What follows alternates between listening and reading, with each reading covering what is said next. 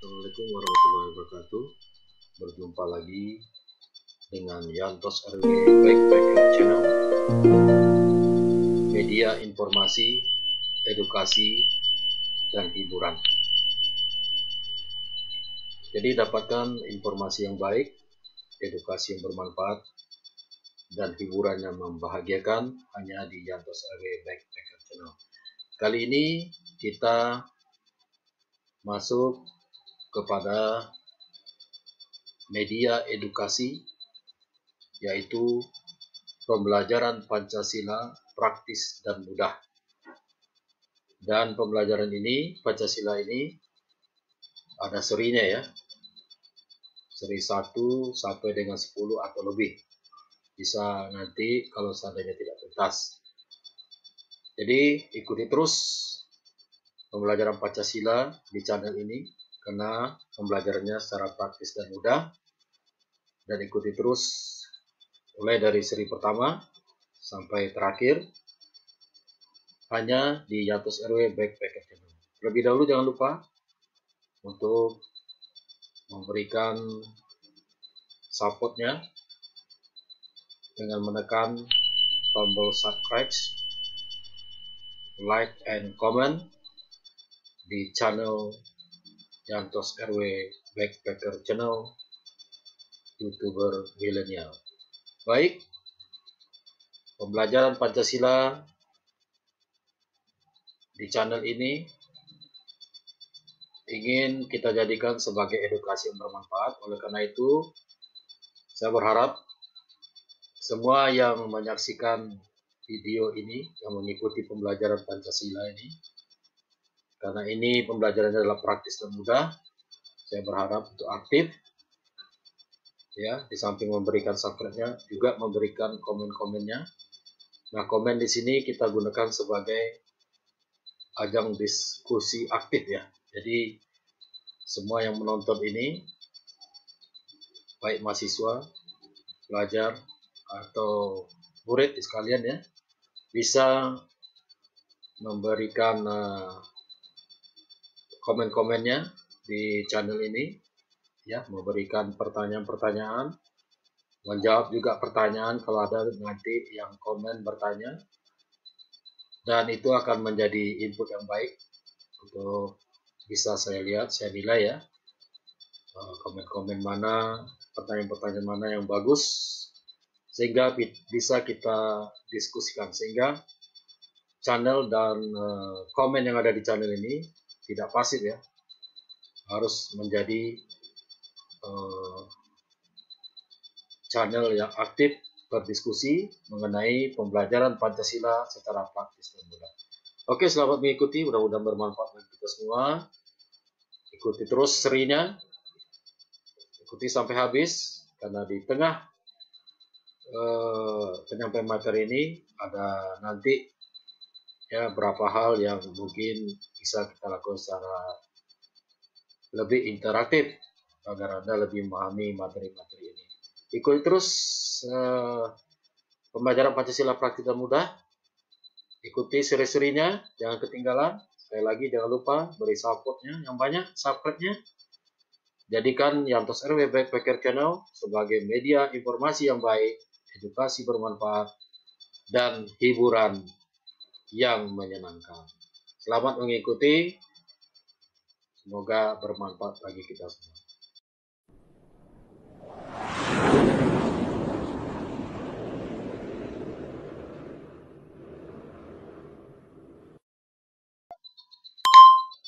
Baik, kita lanjutkan seri pembelajaran Pancasila secara praktis dan mudah. Kali ini kita mengangkat topik mengenai Pancasila dalam kajian sejarah ya.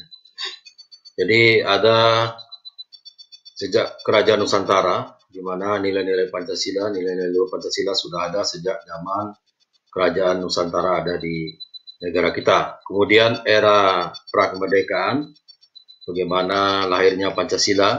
Kemudian ada pada masa kemerdekaan ya, pemahaman proses terbentuknya Pancasila ya, menjadi 5 sila.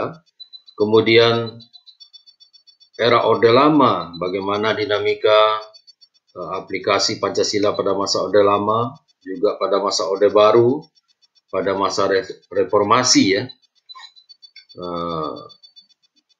Kemudian juga kita akan melakukan konklusi ya, simpulan dalam kajian sejarah Pancasila ini, makna kajian sejarahnya, pemahaman arti penting Pancasila dan sudut pandang sejarah, kemudian kesadaran dan soliditas mengamalkan Pancasila. Baik.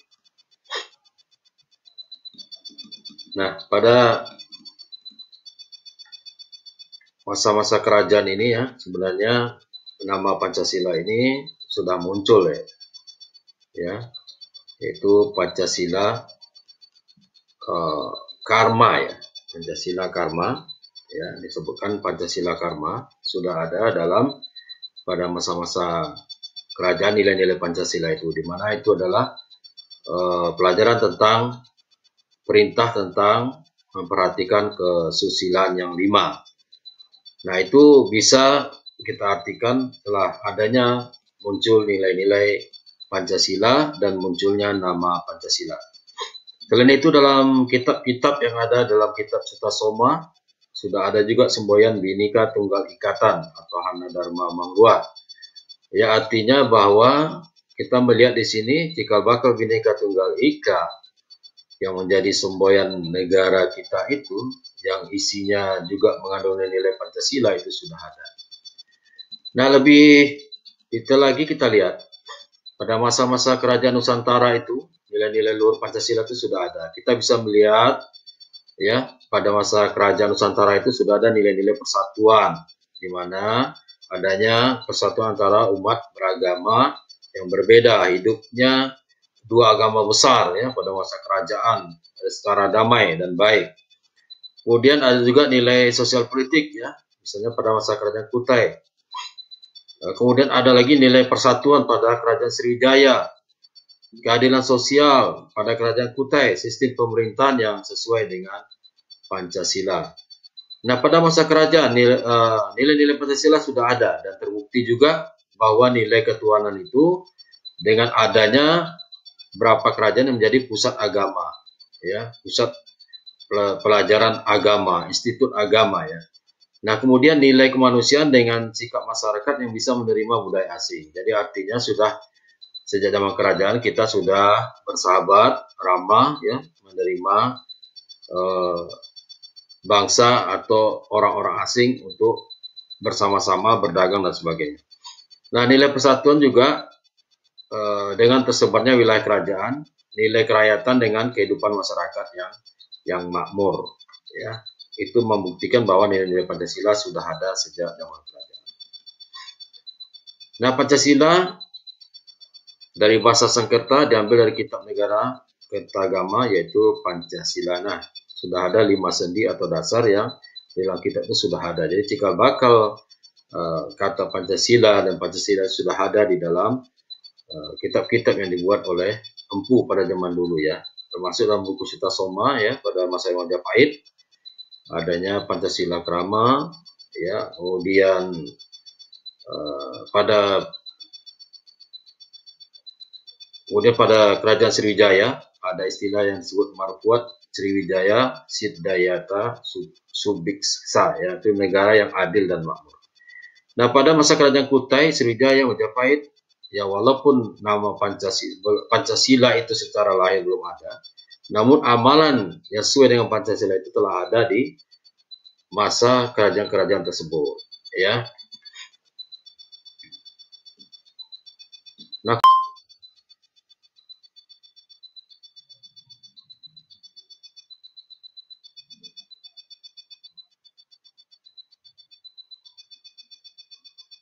ya, khusus kita lihat pada masa kerajaan Sriwijaya pada abad 18 ya di Sumatera ya. Nah, itu sudah kita lihat adanya Anfatak Purah, yaitu mempersatukan para pedagang dengan pegawai kerajaan agar mempermudah pemasaran pedagang ya. Jadi nilai-nilai persatuan sudah ada.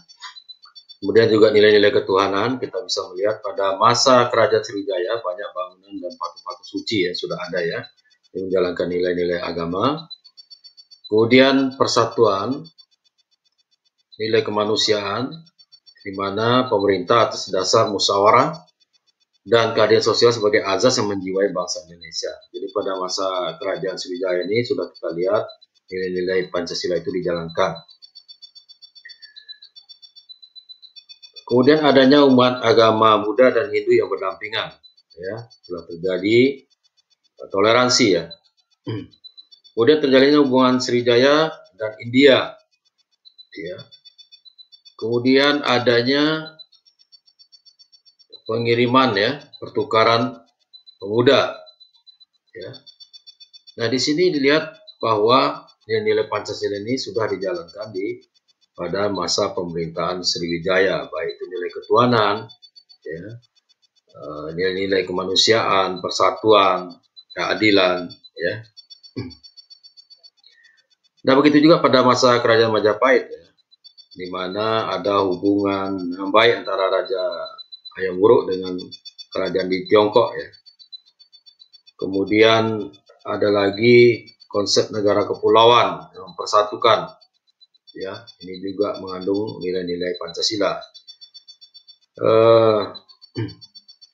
Negara yang berdaulat, pusat pelayanan dan perdagangan, sehingga rakyat menjadi makmur.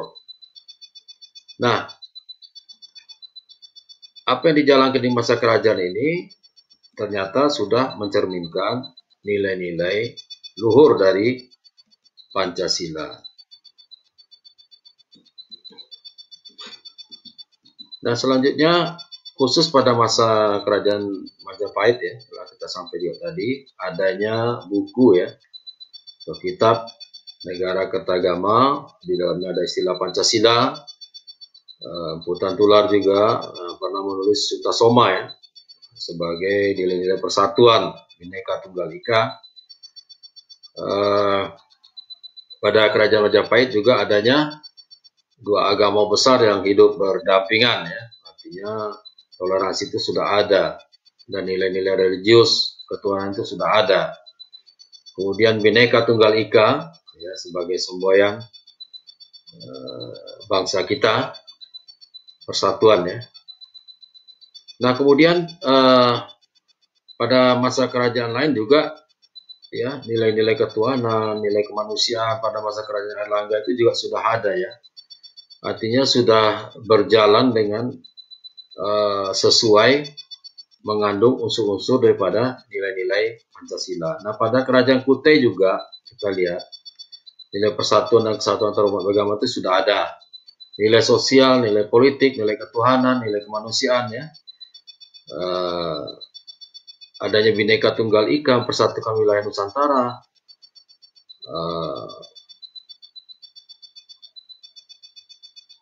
nilai-nilai ketuhanan, ya, di mana kerajaan sangat menghormati para Brahmana, ya. Ini tandai dengan adanya prasasti, ya, prasasti 7 Yupa, ya, sebagai penghormatan dari para Brahmana terhadap kerajaan yang telah memperhatikan kaum Brahmana. Dan juga pada kerajaan Airlangga itu sudah ada hubungan perdagangan, artinya telah membuka diri dengan bangsa-bangsa lain.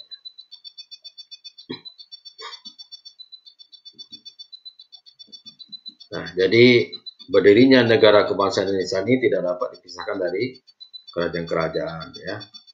Dan nilai-nilai Pancasila sudah ada pada masa kerajaan-kerajaan tersebut. Oke, ya, kita sudah persingkat tadi mengenai. Jadi pada masa kerajaan Kutai kita bisa lihat nilai-nilai Pancasila yang sudah ada, yaitu nilai ketuhanan, di mana sudah religius yang memeluk agama Hindu. Ada nilai kerakyatan, rakyat Kutai itu hidup sejahtera dan makmur. Kemudian ada nilai-nilai persatuan juga, di mana wilayahnya mempersatukan hampir seluruh kawasan di Kalimantan Timur. Nah, pada masa kerajaan Majapahit itu juga kita lihat sudah mempunyai penasehat-penasehat yang dimana tujuannya adalah untuk musyawarah mufakat dalam sistem pemerintahan kerajaan Majapahit. Ini juga kita masuk ke dalam kategori nilai-nilai Pancasila, yaitu sila keempat. Kemudian juga di kerajaan Sriwijaya, ya itu banyak sekali ya peninggalan-peninggalan prasasti yang menunjukkan bahwa Sriwijaya itu sudah menjalankan nilai-nilai ketuhanan. Nah, jadi apa yang bisa kita simpulkan dari kerajaan Sriwijaya menjalankan nilai Pancasila tadi? Yaitu nilai sila pertama terwujud dengan adanya agama Buddha dan Hindu hidup berdampingan secara damai. Ya. Dan ada juga pusat kegiatan pembinaan agama Buddha di kerajaan Sriwijaya. Kemudian nilai sila kedua itu bisa dilihat terjalinnya hubungan antara Sriwijaya dengan India. Pada nilai sila ketiga, Sriwijaya sebagai negara maritim telah menerapkan konsep wawasan Nusantara ya sebagai negara kepulauan. Nah, nilai sila keempat, di mana kerajaan Sriwijaya telah memiliki kedaulatan yang luas, meliputi Siam dan Semenanjung Melayu. Selanjutnya nilai sila kelima, kerajaan Sriwijaya menjadi pusat pelayanan dan perdagangan sehingga kehidupan rakyatnya sangat makmur. Nah, pada kerajaan Mataram kuno di Jawa Tengah ya kita lihat juga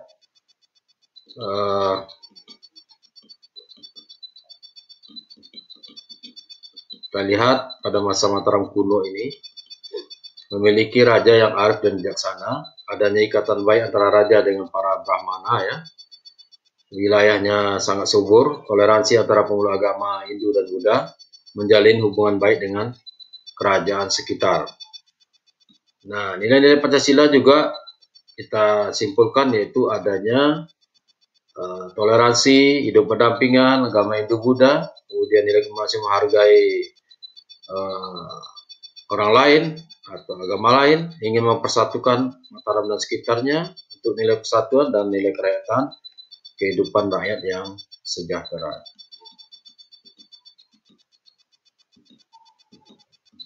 Nah, kita lihat lagi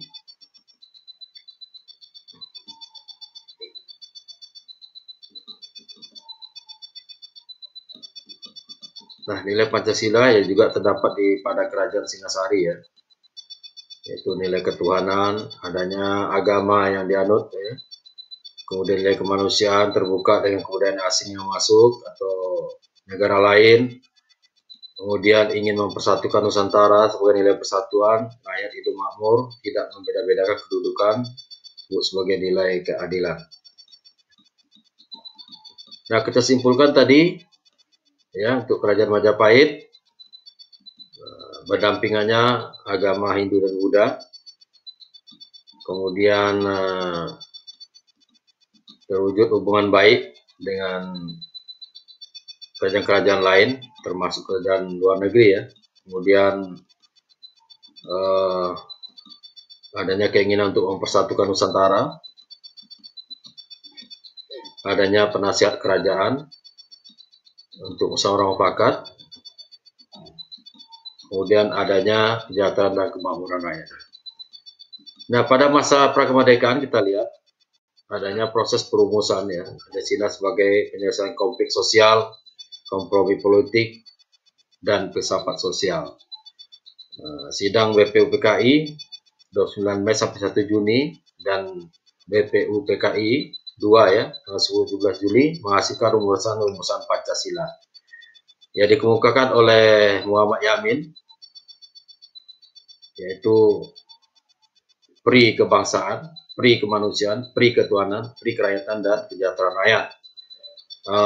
Rumusan oleh Mr. Cuomo juga, yaitu persatuan, kekeluargaan, keseimbangan lahir batin, musyawarah, dan keadilan rakyat. Sedangkan ya rumusan Pancasila dari Presiden Soekarno ya, ada nasionalisme atau kebangsaan, internasionalisme, pri kemanusiaan, mufakat atau demokrasi, kesejahteraan sosial, ketuhanan yang berkebudayaan. Kemudian dari Piagam Jakarta, ketuhanan dengan kewajiban menjalankan syariat Islam bagi pemeluk-pemeluknya, kemanusiaan yang adil dan beradab, persatuan Indonesia, kerakyatan dipimpin oleh hikmat bijaksana dalam persyaratan perwakilan, dan keadilan sosial bagi seluruh rakyat Indonesia.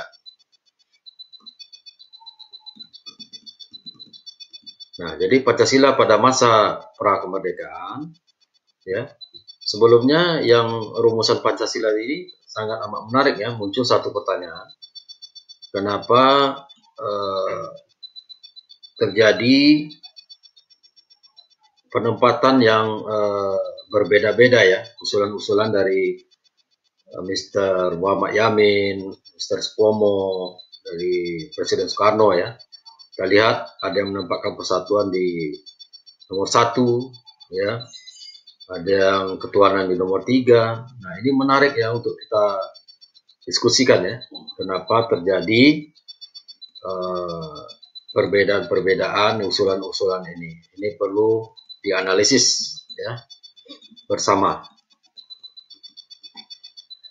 Nah, pada masa prakemerdekaan yaitu sidang PPKI 18 Agustus 45 akhirnya menyetujui menghasilkan dasar negara Pancasila ya, sila-silanya ya, 5 silanya sesuai dengan yang kita aplikasikan sekarang, yaitu sila pertama ketuhanan yang Maha Esa, sila kedua kemanusiaan adil beradab, sila ketiga persatuan Indonesia, 4 kerakyatan yang dipimpin oleh bijaksana dalam musyawarah atau perwakilan, dan yang kelima adalah keadilan sosial di seluruh Indonesia. Nah, sementara kondisi bangsa kita pada masa prakemerdekaan ini, ya, walaupun kita sudah memiliki dasar negara Pancasila, tapi terjadi dinamika yang luar biasa ya. Ada kabinet kita yang awalnya presidensial menjadi parlementer, ya, konflik dan perpecahan kabinet, pengambilan alih kekuasaan dan semacam-macamnya ya. Itu yang terjadi pada masa pasca kemerdekaan. Pada masa kemerdekaan. Nah, selanjutnya Pancasila pada masa pasca kemerdekaan. Ya. Kita lihat lagi ada periode yang kita melaksanakan sistem pemerintahan liberal ya. Nah, ini pada kita sudah memiliki Pancasila. Ada lagi Undang-Undang Dasar sementara 50, pemerintah parlementer ya. Ini dinamika yang terjadi ya pasca kemerdekaan.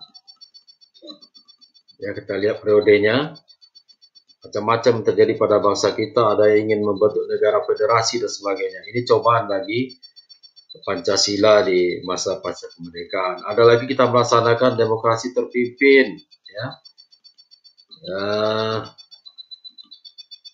Kemudian pada masa Orde Baru ya, mengembalikan Pancasila sesuai pembukaan Undang-Undang 45 ya. Karena dinamika yang terjadi tadi pada masa Orde Lama dan sebagainya, maka Orde Baru, tapi juga pelaksanaan Pancasila diikuti oleh berbagai macam pembatasan ya, ada ideologi yang bersifat kaku, dan juga ini menjadi plus minusnya dalam pelaksanaan aplikasi Pancasila ya, dimaknai secara tunggal dan sebagainya. Karena seharusnya Pancasila itu dijalankan berdasarkan kesadaran ya, tidak bisa didoktrin atau dipaksakan.